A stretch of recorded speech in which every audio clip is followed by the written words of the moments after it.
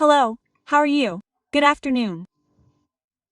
Well, today we are going to discuss the topic of sepsis as part of infectious disease emergencies. We know that it is one of the most important cases that require us to make a quick decision to improve its evolution and reduce mortality.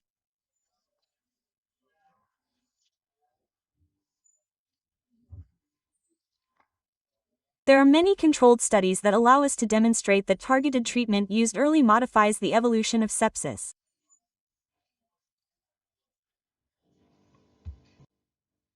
In order to achieve an early diagnosis,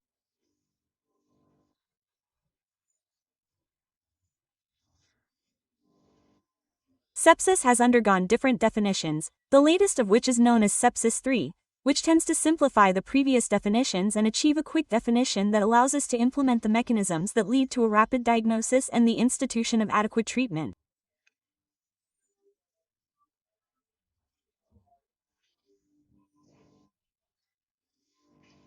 This definition states that sepsis is a life-threatening organ dysfunction caused by a dysregulated host response to an infection. What does this mean?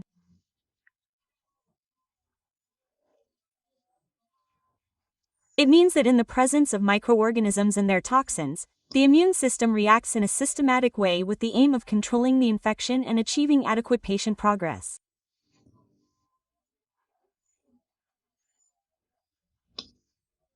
When this response is localized because it is a localized infection, the objective is achieved without any harm to the body. However, when the response is systematized, an immune-mediated response occurs that affects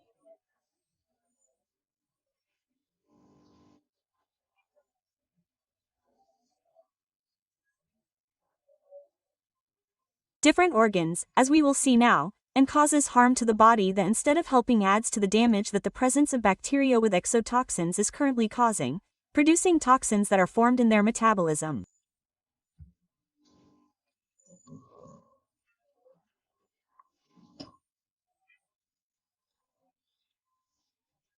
So, in other words, we would consider the diagnosis of sepsis when there is a suspected or documented infection plus the presence of multiple organ failure.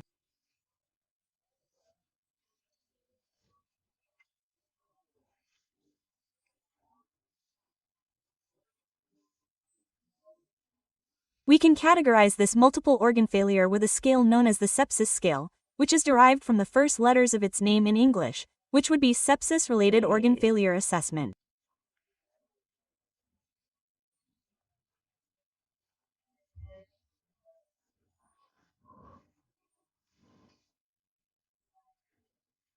So, on this SOFA scale, an increase of 2 or more points on the SOFA scale would indicate that the patient is septic or is moving towards sepsis. And what does this scale assess?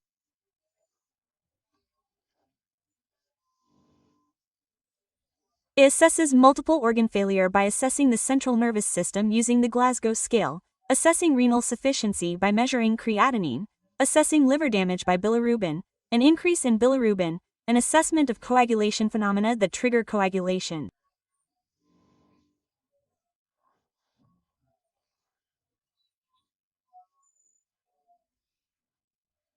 With the value of the platelet count and a decrease in platelets.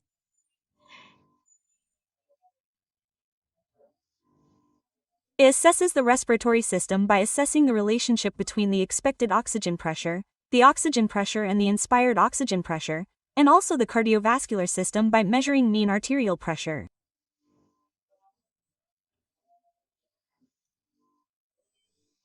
All of this is on a scale that ranges from 0 to 0. This is quite safe, this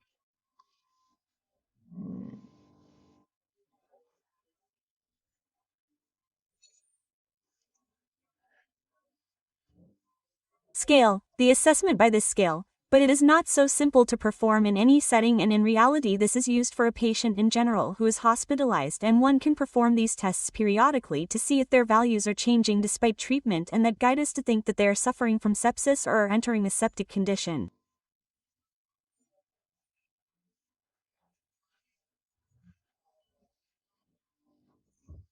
So,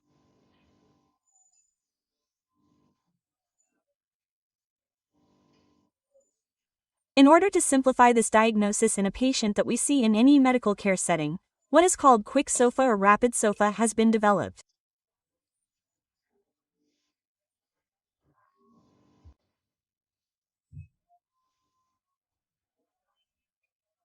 Well, the quick SOFA that we were talking about is a simplification of the SOFA and does not require laboratory tests, but a clinical evaluation in which we look at the respiratory rate, which when it is greater than or equal to 22 breaths per minute is 1 point.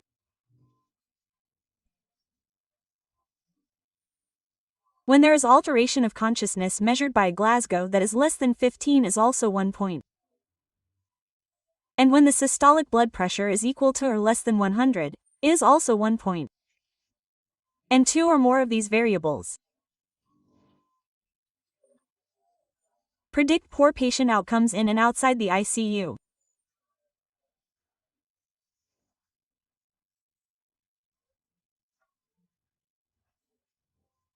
In other words, when we have a patient with an infection and we suspect sepsis, we know that we cannot manage them in a setting other than intensive care, because in addition to providing adequate antibiotic treatment quickly, it will require the administration of hemodynamic and respiratory control of the patient.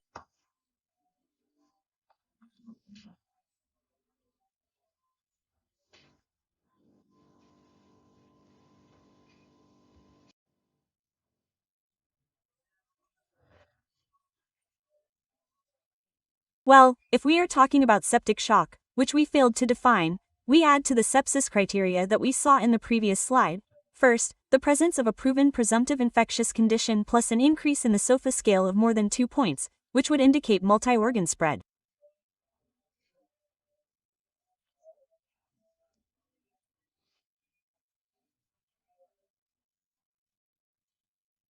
In addition to these criteria, for the diagnosis of septic shock, hypotension is added, given by the need to administer vasopressors to maintain a mean arterial pressure greater than 65 mm of mercury, and tissue hypoperfusion is given by increased saturation, that is, increased oxygen requirements given by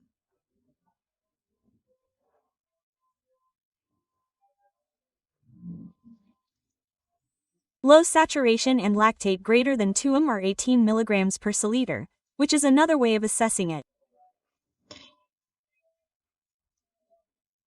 Tissue hypoperfusion is also seen clinically by temperature, by the levels of LV or by circulatory disorders that become evident clinically. We do not have to reach this level to make the diagnosis, but with parameters that are markers of tissue metabolism, such as lactate and oxygen saturation, we will be able to make an earlier diagnosis. Well, this is a study that talks about the impact of the time elapsed until the administration of antibiotics. In patient survival, and when analyzing the time from patient triage to administration of appropriate antibiotics, a significant association was found with an interval of less than 1 hour.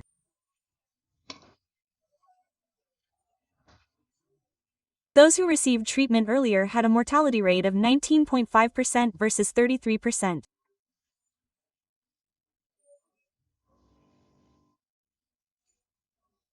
In those who were treated at a later time.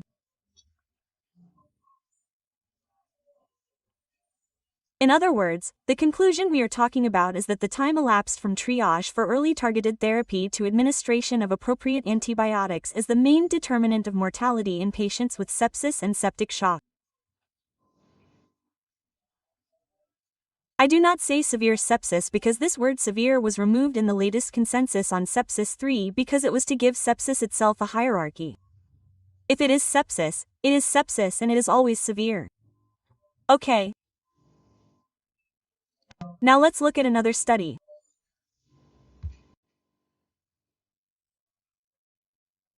Here we see another study referring to sepsis, due to Staphylococcus, which is one of the most common germs, both at this time in community sepsis and in sepsis associated with healthcare.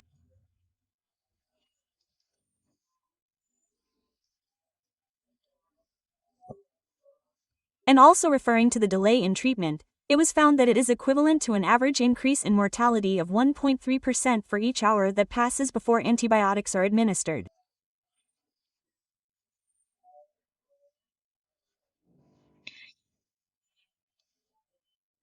In conclusion, this study shows that the results of this study further support the importance of rapid and adequate administration of antibiotics to patients with septic shock.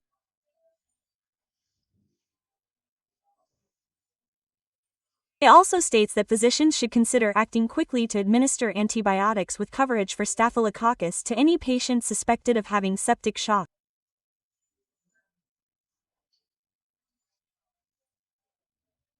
That is why we are now going to see that empirical antibiotic treatment, both in patients with community sepsis and in septic shock associated with healthcare, will include coverage for this microorganism.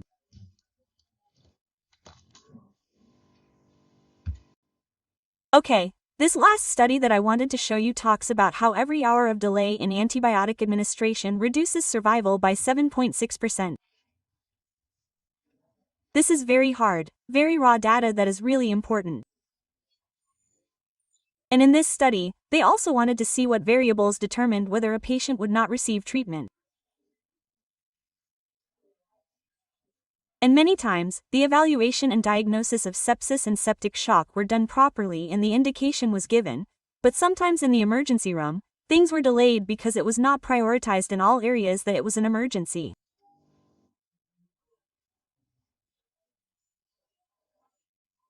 The prescription had been given, but the nurse was busy with other things and could not or had not received the prescription with the appropriate urgency or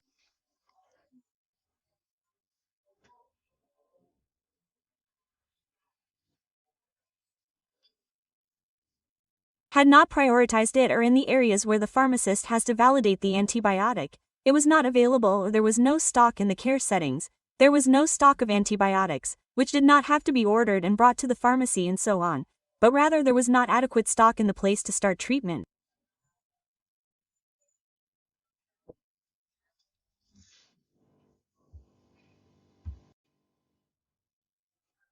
Well, here I wanted to tell you with this slide, the studies that are requested in the laboratory. We are going to request routine tests that will show that there may be leukocytosis or leukopenia with a shift to the left. The patient may also have thrombocytopenia because the coagulation the coagulation cascade, has been disrupted. There may be alterations in the liver function and kidney function as we saw, or also in the acid-base balance. We also have to request blood cultures and cultures of all probable foci of infection, if any. We will look at this in more depth later. And what we are talking about here about molecular methods of bacterial identification refers to methods that will speed up the time needed to identify the germ and even its sensitivity pattern. We know that classic blood cultures take time. The bacteriologist looks at them, does a gram smear to see if they have really developed, but sometimes the germs take 24 to 48 hours.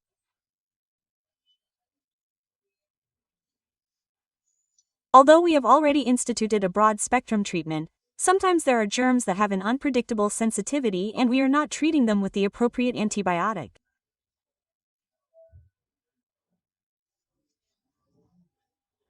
These molecular biology methods are multiplex PCR, which identifies a variety of germs that produce gram-positive, gram-negative, and fungi, and also analyzes their sensitivity pattern. The film array, which is another method that also uses PCR.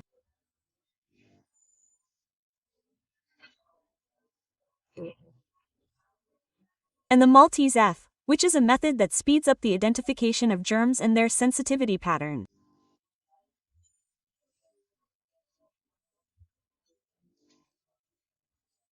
Many of these things are also used once the classic blood cultures are positive to speed up identification. They are cultured using classic methods and then, after the germ is recovered, they are passed to a rapid detection method for identification and The sensitivity pattern. We will also ask for a lactate measurement, because lactate is a marker of cellular metabolism. It is secreted, fundamentally, it is secreted in different parts of the body. There is a basic level of lactate that is always positive in the blood, but it is considered that a lactate level greater than 2 equivalents per liter, is already a reason to think that the patient may be septic or entering shock. Even more than 2 and much more than 2, 4 and 6.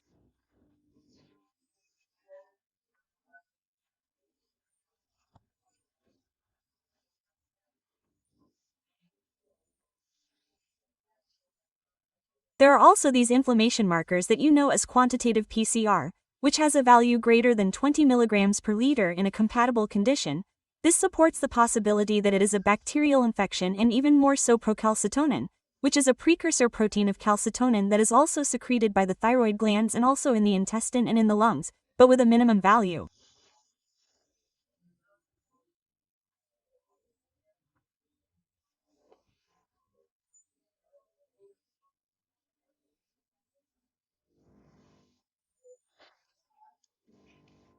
And it is stimulated by cytokines, which are generated by bacterial toxicity and by the cell death of the germs.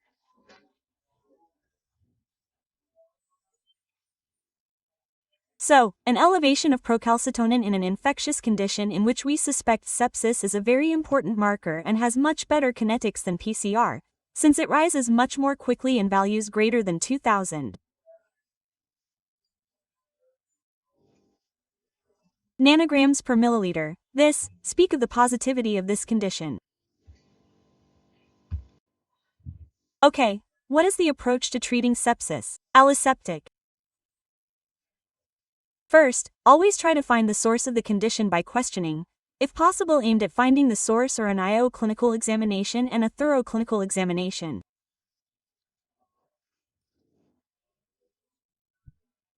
It is mandatory to take 2 sets of blood cultures that can be taken at short intervals, shorter than usual, and even every 15 minutes. They must be in different places and respecting all aseptic standards. And also a culture from the tip of a patient who is hospitalized, a catheter culture or a retroculture, which is a culture taken from the lumen of the catheter, without removing the catheter, when it cannot be removed that way.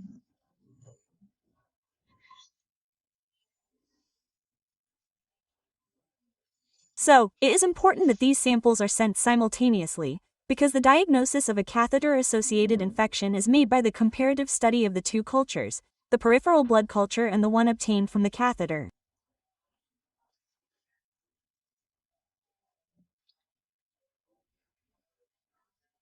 The difference in the development time of the germs, and sometimes in the colony count of one of the peripherals versus the retroculture guide us to an infection associated with the catheter.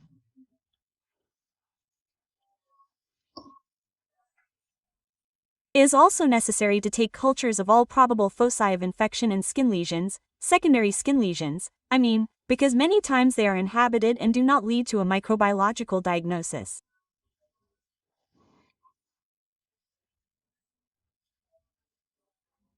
And also, imaging studies as appropriate, abdominal and others, thoracic, but it is mandatory to start antibiotic treatment after taking the blood cultures. This is broad spectrum and the administration of crystalloids is necessary.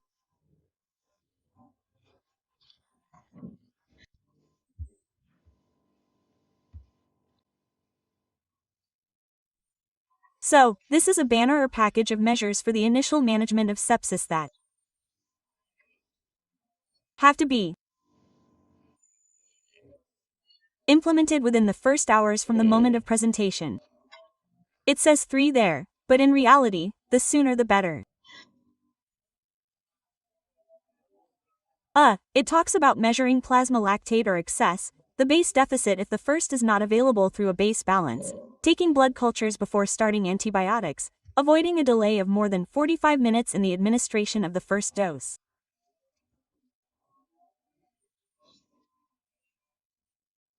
These have to be broad-spectrum antibiotics and, of course, intravenous for life, and in patients with septicemia, this must always use a combined regimen.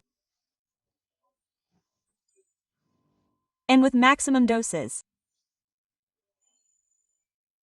Infuse 30 milliliters per kilo of crystalloids in a patient with hypotension or with a lactate greater than 2 moles per liter.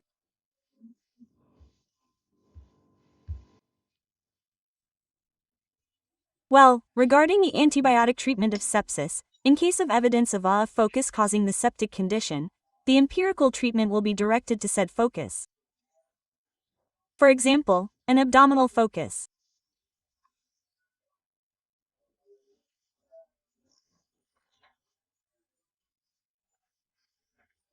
We have to cover anaerobes, anaerobes and this in gram-negatives, all urinary focus, fundamentally in gram-negatives, and a respiratory focus, the germs of the most common bacterial pneumonias such as pneumococcus, hemophilus, etc. Now, if sepsis occurs without an evident focus and it is a healthy host who has no history of recent hospitalization, who does not have instrumentation or placement of devices or known colonization of multiresistant microorganisms, the initial treatment is with a third-rate cephalosporin, and due to the kinetics and prolonged half-life and so on, ceftriaxone, this meets the requirements to cover the foci of the community.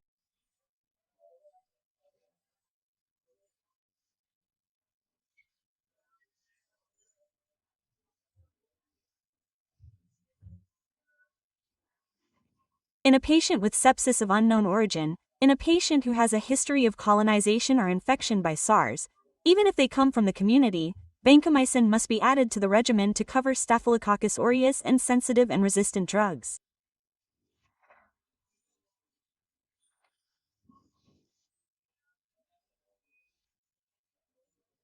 In a patient who comes from the community with septic shock or who develops it during the course of this evaluation that we mentioned we were doing, coverage must always be provided.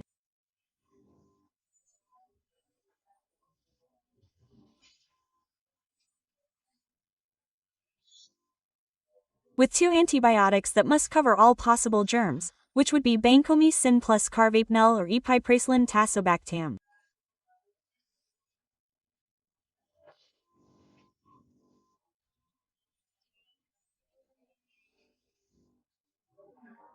And if the patient is hospitalized and comes with healthcare-associated sepsis, we must also provide coverage for Staphylococcus aureus and for gram-negatives, the rest of the gram-positives, anaerobes and gram-negatives, that is, with vancomycin plus PNEM.